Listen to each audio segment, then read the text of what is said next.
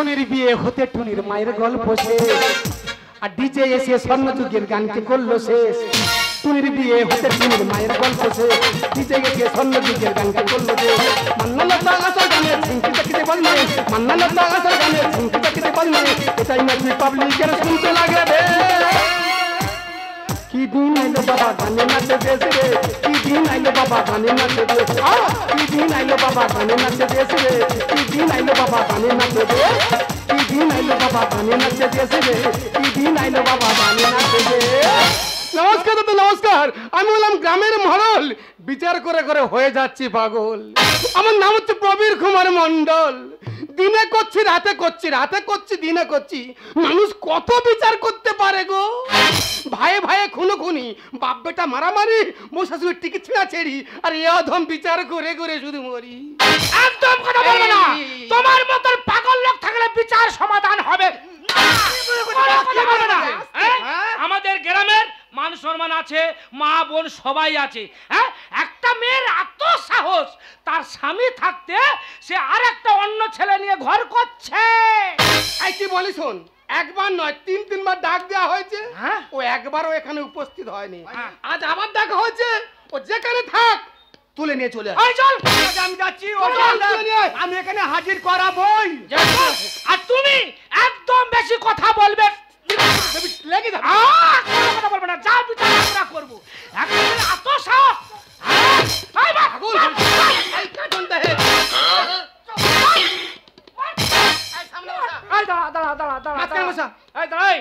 কোথায় ছিল? আরে নাতির বাস বাগানে চুপ করে বসেছিল। ও বাবা, কি করি আসতে শালা তিনবার মিটিং ফেল, আবার এই মিটিং এ শালা বাঁশ বাগানে বসে আছে। তুই মুখ দেখাচ্ছি, শালা বিষ খেয়ে মর না। জায়গায় তুই বিষ খেয়ে মর না, আমি খুশি হব।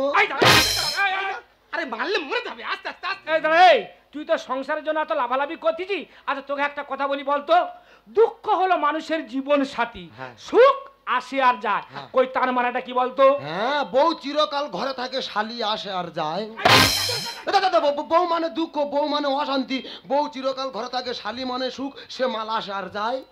দেখেছো দেখেছো? এই তা তোর বউ একটা ঘর পরপুরুষ হয়ে ঘর সংসার করবে, তা তুই কিছু বলবি না? হ্যাঁ, তা তুই তো বড় বিচারক, তুই তো বিচার করতে এসেছি। তোর মা তো ধর্মপোলতার সঙ্গে জুটে আছে, তোর বাবা কিছু বলে না কেন? আমরা হচ্ছে বিচারক, আমাদের বউ বাঁশ বাগানে যাবে কি কলা বাগানে যাবে সে বিচার চিন্তা আমরা করবো। তুই বল আর কে রে? এই জন্য বলে গন্ড মূর্খ। হ্যাঁ, তোমার তো আমি বেশি শিক্ষিত, তুমি জানো? তার মানে আমি ভূগোলে 1-এর জন্য 100 পাইনি, জানো? মানে তুই 99 পেয়েছিস? না, 99 পাইনি, দুটো শূন্য পেয়েছি, 1 দিলে 100 হয়ে যেত। শালা কত ডবল হাই শিক্ষিত। হ্যাঁ, আচ্ছা বলো তো, ডবল হাই শিক্ষিত সর্বপ্রথম আমাদের ভারতে মহাকাশে কে গিয়েছিল? ও কে না জানে? তুই জানিস? সেই এক গেছিল, কে বলতো? সেই রাকেশ রোশন গেছিল। ও তো ঋত্বিক রোশনের বাবা।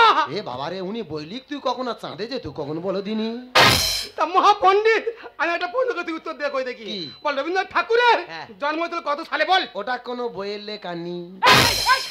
শালা বইয়ের লেখা নেই? বলে দাও। আরে গাধা, 1861 খ্রিস্টাব্দে জন্ম আর মৃত্যু হয়েছিল 1941 খ্রিস্টাব্দে, বই লেখা নেই। ওটা রবীন্দ্রনাথ ঠাকুরের জন্ম মৃত্যু সাল, আর আমি মনে করি রবীন্দ্রনাথ ঠাকুরের ফোন নাম্বার। ওই জন্য যতবার ফোন করি খালি বলে নট রিসিভেবল। এই তোর বৌদি দেখ তো তোকে ভালোবাসে, তা তোর সেই সেদিনকে মারলো কেন? বউ আর নিজের দোষে মেরেছে। কেন? হ্যাঁ, সেবারে বউ ঘাটে পড়ে গেছে, আমি না তুলে পেছন থেকে শুধু বলেছি, তোমার কোন কোন জায়গায় ব্যথা গো বান্ধবী ললিতা। বলতে উঠে আমার সর্বশরীর ব্যথা করে ছেড়ে দেছে। তা বলে লাথি মারবে না, স্বামীর গায়ে হাত তোলা মহা পাপ, ওই জন্য পা তুলেছে। শালার বিচার করা যাবে না। শোনো, তুমি এই লাইট অফ করার অনুমতি দাও। তুই খালি ওরম করতে কেন? বউ যা করছে ঠিক করেছে।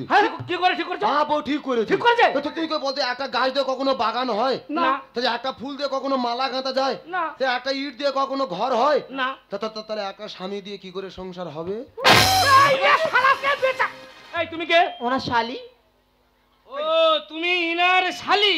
তুমি তো এত সুন্দর, দেখতে ভালো, তা তোমার দিদির ব্যবহারটা এত ভালো নোংরা কেন গো?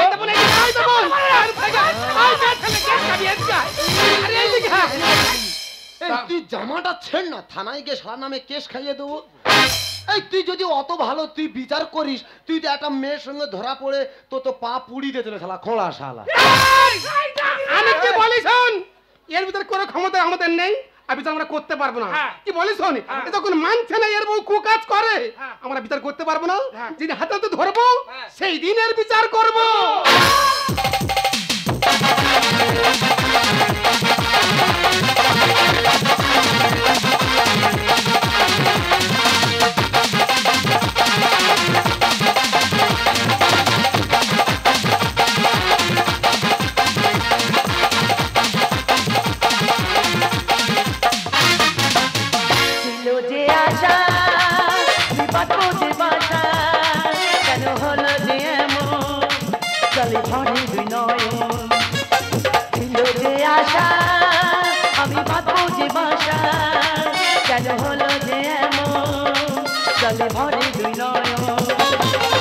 আকাশে লক্ষ্য তারা তাদের মতো আলো দেয় না, আমার মন মানে না, যৌবন জ্বালা সহে না। আকাশে লক্ষ্য তারা তাদের মতো আলো দেয় না, আমার মন মানে না, যৌবন জ্বালা সহে না। দিদি গো, বিবাহিত জীবন মানে পুরো কাশ্মীরের মতো। বাইরে থেকে দেখো কত সুন্দর, কিন্তু ভিতরে ঢুকে দেখো শুধু যুদ্ধে ভরা। আস্তে আস্তে আমার জীবন থেকে সব হারিয়ে যাচ্ছে। এই তো আজকে সকালবেলা 2 টাকার কয়েন হারিয়ে গেল। মাগো জ্বালায় চলে গেলাম, এপারে ঘুরলে জ্বালা আর ওপারে ফিরলে জ্বালা। জ্বালাটা কি? তোমরা মিনিমাম কটা সামনে সংসার করছো? একটা। আমি 2টো স্বামী নিয়ে সংসার করছি। আচ্ছা কেন করব না বলো তো? এখনকার ছেলেরা যদি কেউ 2টো কেউ 3টে মেয়ে নিয়ে সংসার করতে পারে, আমরা মেয়েরা কোথায় কমতি আছি গো? আমরা কেন পারবো না? সেই জন্য আমি 2টো স্বামী নিয়ে সংসার করে দেখিয়ে দিচ্ছি। মা গো, তোমরা আমার দিকে ভালো করে তাকিয়ে দেখেছো? আমার সিঁদুরের দিকে তাকাও, 2 কালার সিঁদুর। এর পেছনে বড় একটা কারণ আছে। কারণটা কি বলি শোনো। প্রথমবার যখন বাবা মা দেখাশোনা করে একটা ছেলের সাথে বিয়ে দিল, মা গো বিয়ের কয়েকদিন পরে দেখলাম সে ছেলে কিচ্ছু পারে না, পোকা ঢেঁড়স। সে কি আমার খেটে খাওয়াবে? আমি তার ঘুরিয়ে খেটে খাওয়াই। আমি রূপ যৌবনে কি করবো? রূপ যৌবন কি ফেলে দেওয়ার জিনিস? আমি কি করলাম, আমার পুরনো ভালোবাসা তার সাথে আবার আধার লিঙ্ক যোগ করে তাকে বিয়ে করে নিলাম। প্রথমবার যখন বিয়ে হয়েছিল তখন আমার লাল সিঁদুর পরিয়ে বিয়ে করেছিল। তারপর যখন বিয়ে হলো এই মেটে কালার সিঁদুর পরিয়ে বিয়ে করেছিল।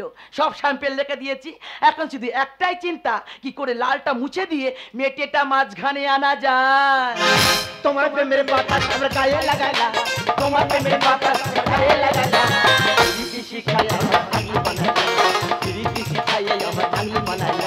তোমার প্রেমের বাতাস আমার গায়ে লাগাইলা, তোমার প্রেমের বাতাস গায়ে লাগাইলা। শিখাইয়া আমার বানাইলা, পিরিতি শিখাইয়া আমার আনি বানাইলা, পিরিতি শিখাইয়া আমার আনি বানাইলা। Hi Julie, hello. আমি বলেছিলাম না আমার পুরনো ভালোবাসা আমার দ্বিতীয় স্বামী, দেখেছো পুরো রসে ভরা। ওই জুলি, বলো তুমি একা একা কি ভাবছো জুলি? এই দেখো সারাক্ষণ শুধু তোমার কথাই ভাবছি। ওই জুলি, বলো তুমি বালকেল আমি দেখিবো। কি দেখবে? ইঁদুর, ইঁদুর। ওটা সিঁদুর। ওকে ওকে ওকে। ও জুলি তুমি কি পড়েছো জুলি? কেন? তো বাঙালি দুর্গা পূজা আছে না, ওই দুর্গা পূজায় তোমাকে বানারসি কিনে দিয়েছিলাম। এই ওটা বেনারসি। ওকে ওকে ওকে। ও জুলি তুই ব্ল্যাক কুচু আঘনা পড়েছো। তুমি তো জানো আমার 2টো স্বামী। তুমি দুর্গা পূজার সময় একটা শাড়ি কিনে দিয়েছো, তেমন ওই মহাবেদ একটা কিনে দিয়েছে। তোমারটা যদি না পরি তুমি রাগ করছো, তেমন ওই কালকে তো রাগ করছে। মা গো আমি কি করব? ভাবনা চিন্তা করে 2টো শাড়ি মাঝখান থেকে কেটে আর এই জুড়ে পরে ঘুরছি। কেউ রাগ করতে পারবে না। দেখো জুলি তোমার সামনে একদম ভালো লাগছে না, তোমার পেছনে পুরো সেক্সি সেক্সি ভাব লাগছে। এই দেখো প্রথম স্বামী সেবা শুশ্রূষা করে করে পুরো আমি জব্দ হয়ে গেছি। তোমাকে কি জন্য বিয়ে করেছি জানো? শুধু এনজয় করবো বলে। আরে দূরে সরে গেলে কেন? আমার কাছে এসো বলছি, কাছে এসো না। তুমি কি আমার উপর রাগ করেছো? তুমি নাকি বিহারি মাল তুলেছো, তুমি নাকি বিহারি মাল তুলেছো। আমি জানি কোথায় তোমার কষ্ট, আমি জানি কোথায় তোমার কষ্ট। লোকে আমার যে যা খুশি বলছে, কেন তুমি হয়ে গেলে নষ্ট। তুমি নাকি বিহারি মাল তুলেছো। নাকি বিহারি মাল তুলেছো। একদম ফালতু বকবে না বলে দিলাম। গ্রামের লোক উল্টো পাল্টা কথা বলতে, তুমি আমার কাছে আগের মতো ফিরে এসো, আবার দুজনে নতুন করে সংসার করবো। শট! এই গ্রামের লোক কি তোর খেটে খাওয়ায় নাকি রে? আমি তোর খাওয়াই। আর তুই কোন গ্রামের কথা এখানে বলতে এসেছিস? তোর গ্রামের মোড়ল ওই প্রবীর বাবু। মাগো ওর তো বড় রোগ আছে, রাত 12টার সময় রোগ বেড়ে গেছে, ওর হসপিটালে ভর্তি করতে হবে। আমার কাছে টাকা পয়সা কিচ্ছু ছিল না। ওরে গ্রামের প্রধান প্রবীর বাবুর বাড়ি গেছি, বলি প্রধান সাহেব আমার 2000 টাকা দাও, আমার স্বামীকে হসপিটালে ভর্তি করবো। ওই মহাবেদ্য কি বলেছে জানো? মা তোমার 2000 কি 5000 টাকা দেবো, আমার সঙ্গে বকখালি একটু সময় কাটাবে চলো। আর ওর কথা নিয়ে এখানে বলতে এসছে। চুপ করে বস। আরে বোন তুই কখন এলি? আমি তো এখন এসেছি, তুই কেমন আছিস? ভালো আছি। আচ্ছা দিদি, ওটা কি? ওটা তো নতুন জামাই বাবু। আচ্ছা যাই বাবু, তুমি কি গো? তুমি থাকতে দুই নগর সব প্রেম করছে, তুমি কিছু বলছো না? এই স্বামী স্ত্রী হলো একটা গাড়ির দুটো চাকা, ভালো কথা। তাই একটা চাকা যদি অচল হয়ে যায় এক চাকায় কি গাড়ি চলবে? না। ওই জন্য তোর দিদি একটা এক্সট্রা চাকা রেখে দেবে। ওই মাই গড, আমাকে স্টেমনি বলছে। একদম ফালতু বকবি না। ডাক্তার তোর প্রতিদিন একটা করে ডিম সিদ্ধ গিলতে বলেছে, হ্যাঁ। তোমার জন্য ডিম সিদ্ধ করা হয়েছে, হ্যাঁ। এনে দিচ্ছি, গিলে আমাকে উদ্ধার করো। ও জুলি, বলো। তুমি এক কাজ করো, হ্যাঁ। গরম জলে মুরগি খাইয়ে দাও, হ্যাঁ। দেখো সেই মুরগি সেদ্ধ ডিম পেড়ে দেবে। হ্যাঁ ও ঠিক বলেছে, গরম জলের সঙ্গে নুন হলুদ লঙ্কা মিশিয়ে দেবে, দেখবে মুরগি একেবারে ডিম ঝোল করে বার করে দেবে।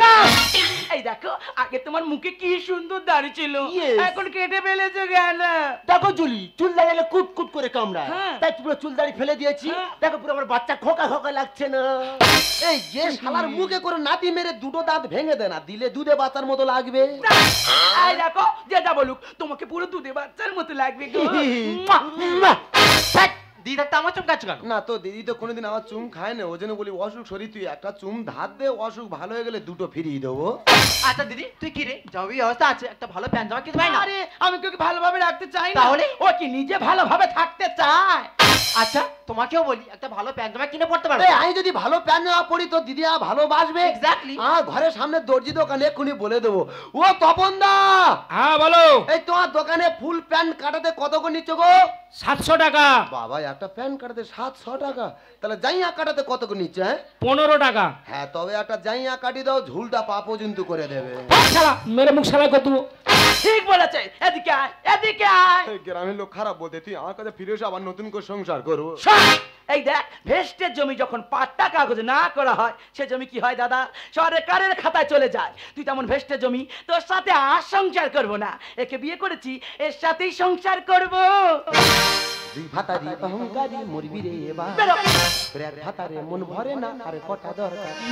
সাহায্য করবো, তুই আমার কাছে ফিরে আয়। শোন, দুই ভাতারি অহংকারী মরবি রে এবার, এক ভাতারে মন ভরে না, আরে কটা দরকার। দুই ভাতারি অহংকারী মরবি রে এবার, এক ভাতারে মন ভরে না, আরে কটা দরকার। সত্যি কথা বোঝাই কারি, বাকি দুজন স্বামী আমার। সত্যি কথা বোঝাই কারি, বাকি দুজন স্বামী আমার।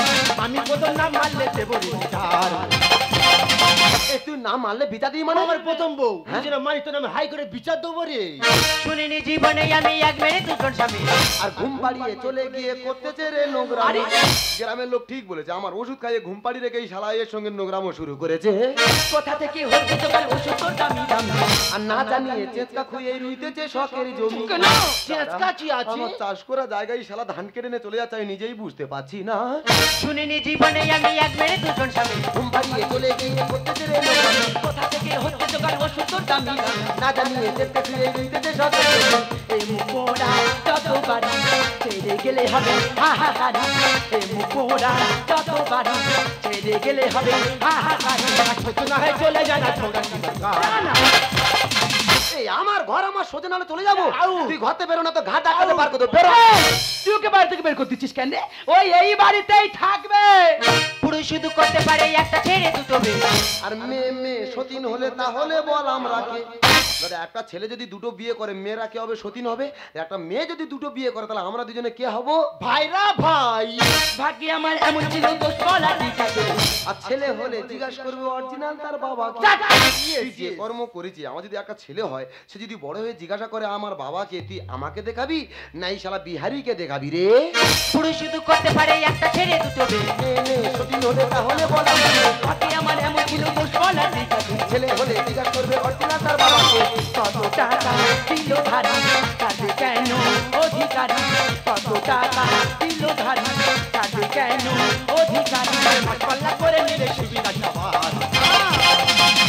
বাবা মা বয়স হয়ে গেলে ছেলেদের কাছে মাস পাল্লা খায় শুনেছি, শালা বউ মাস পাল্লা খাবে। বেরো বাড়িতে বেরো, এর ভালোভাবে বলে হচ্ছে না, তোর ঘাট ধাক্কাতে বের করে দেবো।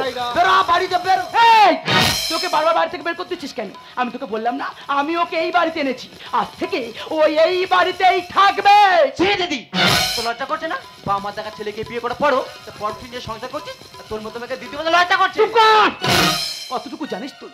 বাবা মা যখন দেখাশোনা করে প্রথমবার ওর সবাই দিয়ে দিয়েছিল, বিয়ে কয়েকদিন পরে জানতে পারলাম ওর খুব বড় রোগ রয়েছে। তখন আমি কি করতাম? জায়গা জমি সব বিক্রি করতে ডাক্তার দেখিয়েছিলাম, ডাক্তার তো বলে দিয়েছিল ও আর বেশি দিন বাঁচবে না। তখন আমি একটা মেয়ে মানুষ, কোথায় যেতাম কি করতাম কিছুই বুঝতে পারিনি। সেই দুঃখের সময় আশার আলো হয়ে দেখা দিল।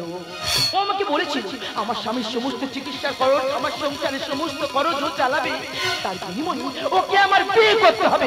সেই সময় কোনো পথ খুঁজে না পেয়ে নিরুপায় হয়ে কথা দিয়ে দিয়েছিলাম, ডাক্তার যেই ডেট দিয়েছে আমার স্বামী মারা যাওয়ার, সেই ডেটে আমার স্বামী যদি মারা নাও যায় ওর সাথে আমি চলে যাবো। কেন? তবে কেন তুমি আমাকে বাঁচালে? আমি জীবনে যদি মারা যেতাম এই দৃশ্যটা আমাকে দেখতে হতো না। তুমি বিশ্বাস করো, আমি জানি তুমি আমাকে ভালোবাসো। আমি সব জানার সত্ত্বেও চুপচাপ ছিলাম কেন জানো? আমি তোমার আগামী দিনের ভবিষ্যৎ নষ্ট করতে চাইনি গো। তুমি বিশ্বাস করো, আমি যে তোমাকে ভালোবাসি, আমি তোমাকে আগের মতো ফিরে পেতে চাই।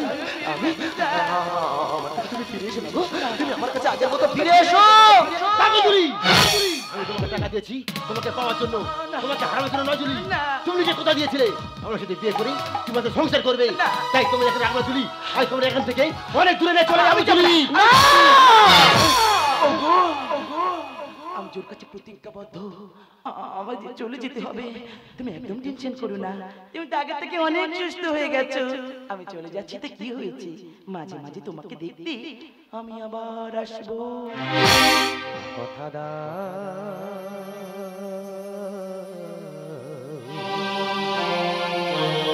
কথা দাও, আবার আসবে।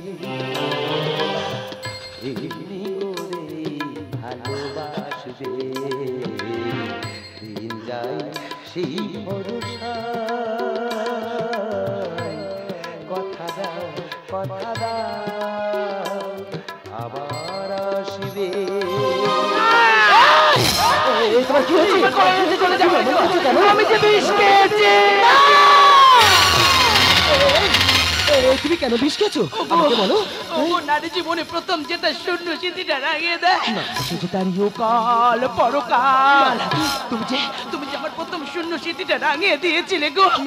আমি যে আমার জীবনের থেকে তোমাকে বেশি ভালোবাসি, কিন্তু আমরা সবাই আজ পরিস্থিতির শিকার। আমি তোর কাছে প্রতিজ্ঞাবদ্ধ, আর তোমাকে ছেড়ে আমার অনেক দূরে চলে যেতে হতো গো। এই দিনটা সহ্য করতে না পেরে আমি যে বিষ খেয়েছি। তুমি বিশ্বাস করো আমি তোমাকে মরতে দেবো না, আমার জীবনের শেষ রক্ত বিন্দু দেবো, আমি তোমাকে বাঁচাবোই। আমি এই মুহূর্তে তোমাকে ডাক্তারের কাছে নিয়ে যাবোই। আমাদের সময় নেই গো। মৃত্যু যে আমার বড় পার থেকে হাত বাড়িয়ে ডাকছে গো। আমি চললাম, তোমরা সবাই ভালো থেকে গো।